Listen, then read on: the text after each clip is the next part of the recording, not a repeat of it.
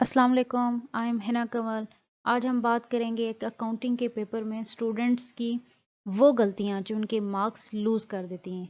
वो गलतियाँ वो कैसे ओवरकम कर सकते हैं, कुछ टिप्स शेयर करनी है, वो कैसे अकाउंटिंग में अपने 100% मार्क्स को अचीव कर सकते हैं। अगर आप मेरे चैनल पे न्यू हैं और मेरे मेरे चैनल को अभी तक आपने सब्सक्राइब नहीं किया तो सबसे पहले मेरे चैनल को सब्सक्राइब कर लें और बेल आइकन को क्लिक कर लें ताकि अकाउंटिंग से रिलेटेड नेक्स्ट आने वाली तमाम वीडियोज़ की अपडेट आप तक पहुँच सके। बात करते हैं वो मेजर मिस्टेक्स कौन सी हैं जो स्टूडेंट पेपर में करते हैं जिसकी वजह से मार्क्स कम हो जाते हैं। पेपर को रफ अटेम्प्ट करते हैं, अकाउंटिंग के पेपर को सीरियस नहीं लेते, उसकी प्रेजेंटेशन बहुत मैटर करती है। अगर फॉर्मेट बना रहे हैं तो वो रॉन्ग फॉर्मेट बना देते हैं या लाइन स्पेसिंग का ख्याल नहीं रखते। अगर कोई कॉन्सेप्ट डिफाइन कर रहे हैं तो उसको विदाउट एग्जांपल लिखते हैं, उसकी साथ एग्जांपल मेंशन नहीं करते या क्वेश्चन की जो नंबरिंग होती है वो गलत कर देते हैं। अब हम देखते हैं कि वो मेजर टिप्स कौन सी हो सकती हैं, वो इम्पॉर्टेंट टिप्स जिनको यूज़ करके स्टूडेंट अपने अकाउंटिंग में 100% मार्क्स को अचीव कर सकते हैं। Top tips to secure full marks. जी, तो हम वो देखते हैं कि वो टिप्स कौन सी हैं। सबसे पहले आपको पता है कि अकाउंटिंग के पेपर का जो फर्स्ट क्वेश्चन होता है वो एमसीक्यूज़ बेस होता है। आपने एमसीक्यूज़ बबल शीट पे फिल करने होते हैं। आपने मेक श्योर कर लेना है कि बबल शीट को आप अच्छे तरीके से फिल अप करें। जो एक स्पेसिफाइड मेथड उसके टॉप पे दिखाया गया होता है आप उसको फॉलो करें ताकि वहाँ से आपकी किसी किस्म का कोई भी नंबर रिड्यूस ना हो। कोई एमसीक्यूज़ आपकी इस तरह की गलती से कि आप उसे ब्लॉक को सही से फिल ना करें, इस वजह से वो स्किप हो जाए, उसके मार्क्स आपको ना मिलें, तो वो आपने सही से फिल कर लेना है। नेक्स्ट जब आप पेपर के सेकंड पार्ट पे आते हैं, ठीक है, जो आपका इसका सब्जेक्टिव पार्ट होता है, उसमें देखें तो जो काउंटिंग के पेपर का जो क्वेश्चन नंबर 2 और क्वेश्चन नंबर 3 होता है वो शॉर्ट क्वेश्चन आंसर्स पे डिपेंड कर रहा होता है। शॉर्ट क्वेश्चन आंसर्स पे बेस कर रहा होता है। आपने उसमें से 5 क्वेश्चन चूज़ करने होते हैं, 2 में से भी और 3 में से भी आपने 5 सेक्शन चूज़ करके के आंसर्स लिखने होते हैं, सारे 2-2 नंबर के होते हैं। अब बिलफ़र्ज़ आपने स्टार्ट किया है क्वेश्चन नंबर 2 से, आप शॉर्ट क्वेश्चन आंसर जो है वो लिख रहे हैं, तो जो क्वेश्चन आप चूज़ करेंगे आप उस क्वेश्चन की नंबरिंग लिखेंगे। जैसे क्वेश्चन नंबर 3 है, लेट्स सपोज़ डिफाइन क्रेडिटर, तो आप क्रेडिटर की डेफिनेशन लिखें प्रॉपर, ठीक है। अब जब आएगा word is noun as creditor या इज़ कॉल्ड एज़ क्रेडिटर, तो जो मेन हेड होता है, ठीक है, जो मेन पार्ट है जिसको आप डिफ़ाइन कर रहे हैं उसे अगेन क्या करें, मार्कर से हाईलाइट कर लें और कोशिश करें कि अकाउंटिंग में हर क्वेश्चन जो भी शॉर्ट आप क्वेश्चन लिख रहे हैं, डेफिनेशन लिख रहे हैं, कॉन्सेप्ट लिख रहे हैं, आप उसको विद एग्जांपल एक्सप्लेन करें। अब जैसे यहाँ मैंने उसकी एग्जांपल लिखी है और साथ मैंने जो भी क्रेडिटर बना मिस्टर एक्स मेरा, वो उसको मैंने मार्कर से हाईलाइट कर लिया। अच्छा, इसी तरह से अब बिलफर्ज नेक्स्ट आप क्वेश्चन नंबर 5 यूज़ कर रहे हैं, तो उस पर 3 की नंबरिंग की, नेक्स्ट पे आप 5 की नंबरिंग करोगे। मैंने जो है वो 2 शॉर्ट क्वेश्चन अटैम्प्ट किए हैं और दोनों में डिफरेंट जो है वो प्रेजेंटेशन और मेथड यूज़ की है। आप देख लें जो आपको दोनों में से सूट करता है, जो आपको अच्छा लगता है, वो आप इसमें से अप्लाई कर सकते हो। अच्छा, व्हाट इज़ अकाउंटिंग इक्वेशन, अगर इस तरह से क्वेश्चन हो तो आप जो मेन क्वेश्चन है ना कि अकाउंटिंग इक्वेशन, इसकी हेडिंग बना लें और हेडिंग जहाँ से एंड हो रही है वहाँ से आगे इसकी एक्सप्लेनेशन करें और फिर अकाउंटिंग इक्वेशन है क्या उसे मार्कर से हाईलाइट कर दें, या इससे रिलेटेड कोई और क्वेश्चन है तो आप एग्जांपल दे सकते हैं। इसी तरीके से आपने अपने सारे शॉर्ट क्वेश्चन आंसर्स अटैम्प्ट करने हैं और मेक श्योर करना है कि आप सबके साथ एग्जांपल लिखो। यूँ आपके 2 नंबर, क्योंकि 2 नंबर का एक शॉर्ट क्वेश्चन होता है तो वो आप पूरे ले सकते हो, उसमें से आपकी मार्क्स की डिडक्शन नहीं होगी। अच्छा जी, अब जो है वो हम बात करते हैं न्यूमेरिकल पोर्शन की।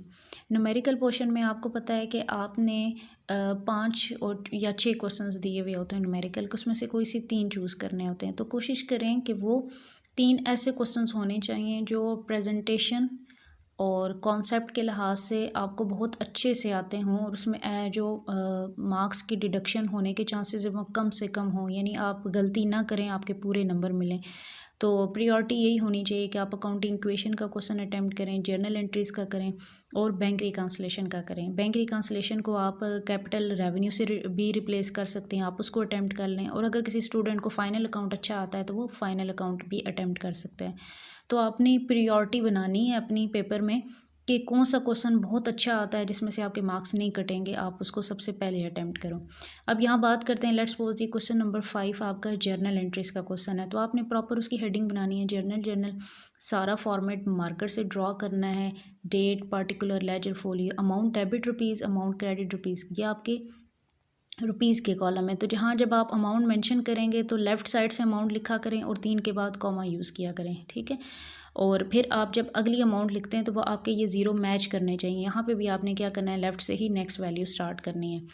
और जो डेट होती है ट्रांजैक्शन की, जो क्वेश्चन में डेट मेंशन होगी आपने डेट में वो लिखनी है। अगर डेट ना दी हो, नंबरिंग हो, तो आप 1 2 3 वो लिख लें। फिर जहाँ तक पे एक आपकी जर्नल एंट्री कंप्लीट हो, नरेशन के बाद आप क्या करें, लाइन स्किप करें और उसके ऊपर मार्कर से लाइन ड्रॉ कर दें, सिर्फ पार्टिकुलर के कॉलम पे, अमाउंट पे लाइन नहीं लेके जानी, पार्टिकुलर तक रखना है। ऐसे ही फिर आप नेक्स्ट एंट्री करें, लाइन छोड़ें और उसके ऊपर मार्कर से लाइन लगाएं, अप टू सो ऑन। आप अपने पूरे क्वेश्चन को इसी एंगल से अटैम्प्ट करें। आपका क्वेश्चन अगर एक पेज पे पूरा नहीं आ रहा, आपने नेक्स्ट पेज पे जाना है, तो आप अगले पेज पे दोबारा से जर्नल का सारा फॉर्मेट बनाओ सेम ऐसे, और फिर अपनी रिमेनिंग जो ट्रांजैक्शंस हैं वो उसको कंप्लीट करें। एक क्वेश्चन वाइंड अप हो जाए तो आपने नए पेज से नेक्स्ट न्यूमेरिकल स्टार्ट करना है। तो इस तरीके से अगर आप जर्नल एंट्रीज़ को अटैम्प्ट करते हैं तो 10 ट्रांजैक्शन होती हैं पेपर में, और नॉर्मली एक ट्रांजैक्शन 2 नंबर की होती है। फॉर्मेट के भी मार्क्स होते हैं, तो यूँ आप यहाँ से 20 नंबर पूरे गेन कर सकते हैं इस तरीके से। नेक्स्ट, अगर आपने क्वेश्चन चूज़ किया है फाइनल अकाउंट का, तो आपने ये देखना है कि जिस भी कंपनी का डाटा आपके पास गिवन है उस कंपनी का नाम लिखना है। जैसे नाम ना हो तो XYZ, वरना जो भी नाम होगा वो आपने नाम मेंशन करना है। फिर जो आप अकाउंट बनाने लगे, trading profit and loss account पहले बनाया जाता है, फॉर द ईयर एंडेड ये आप प्रॉपर मेंशन करें।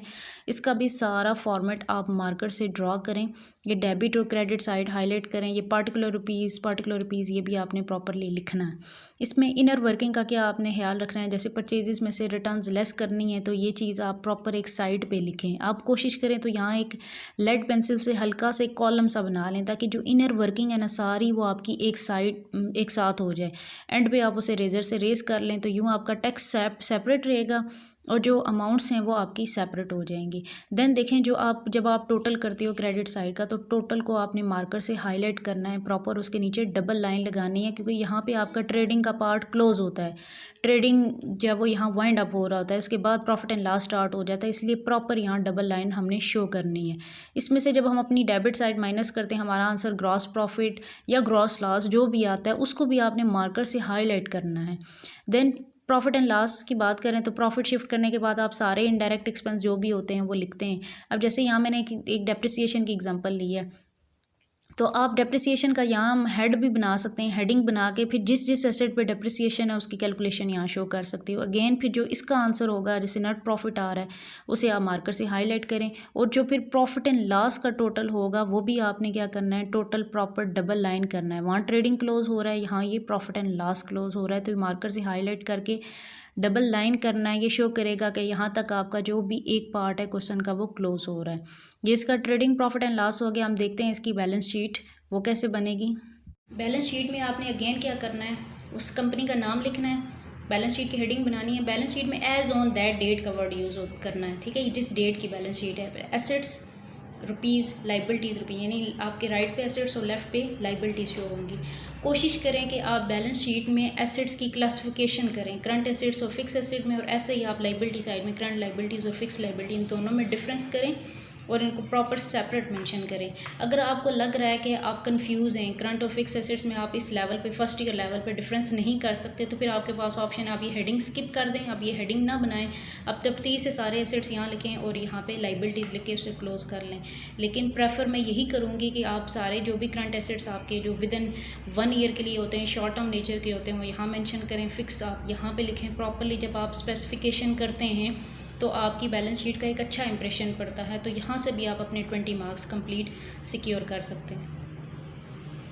अच्छा जी, नेक्स्ट क्वेश्चन, अगर आप बैंक रिकन्सिलेशन का क्वेश्चन चूज़ करते हो तो बैंक रिकन्सिलेशन भी जिस पर्सन की होगी उसका नाम लिखना है, स्टेटमेंट का नाम लिखना है। बैंक रिकन्सिलेशन स्टेटमेंट मैंने कैपिटल फॉन्ट यूज़ किया है, आप सारे स्मॉल भी यूज़ कर सकते हैं, कोई इशू नहीं। For the month end date, ठीक है। फिर इसके लास्ट पे 2 कॉलम ड्रा करने, भी मार्कर से फॉर्मेट बनाओगे। 2 कॉलम ड्रा करने, एक डिटेल रुपीज़, एक अमाउंट रुपीज़। ये इनर वर्किंग के लिए होता है और ये आपकी फाइनल वर्किंग के लिए। तो जो भी क्वेश्चन में आपके पास मेन बैलेंस है, balance as per cash book है या पासबुक है, जो भी है मेन बैलेंस, जिससे आपका क्वेश्चन क्वेश्चन स्टार्ट हो रहा है वो आप मार्कर से यहाँ हाईलाइट करो, और उसका जो होगा बैलेंस वो आउटर कॉलम में लिखना है। देन ऐड और लेस उसके मुताबिक आपने देख लेना है, बैलेंस के मुताबिक कौन सा हेड आपका, कौन सी वैल्यू ऐड में जा रही है, कौन सी लेस में जा रही है, वो सारी आप प्रॉपर्ली लिखेंगे। जब आप क्वेश्चन का एंड करेंगे, जिस तरह से स्टार्ट में ब्लॉक बनाना है इसी तरह से एंड पे भी ब्लॉक बनाना है। ये balance as per cash book है तो ये पासबुक निकलेगा, वो डेबिट है तो ये क्रेडिट होगा, तो ये भी प्रॉपर्ली हाईलाइट करके आपने डबल लाइन करना है और लेफ्ट से वैल्यूज़ लिखनी है, 3 के बाद कॉमा यूज़ करना है लाजमी। अब ये बैंक रिकन्सिलेशन का शॉर्ट सा क्वेश्चन है, इसके रूल्स होते हैं, आप रूल्स याद करके इस क्वेश्चन को इस नीट फॉर्म में अटैम्प्ट करके पूरे मार्क्स सिक्योर कर सकते हैं।